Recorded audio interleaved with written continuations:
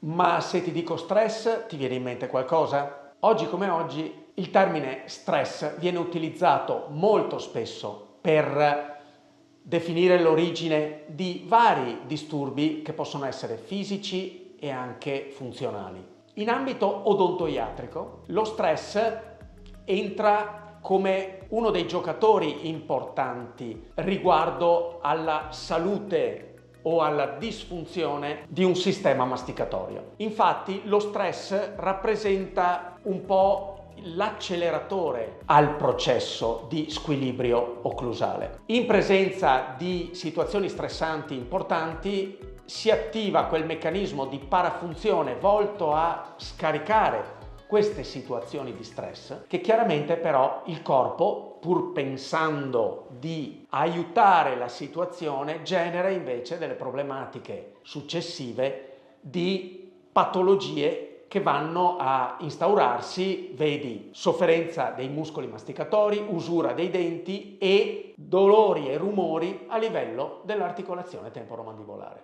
cioè l'articolazione della mandibola.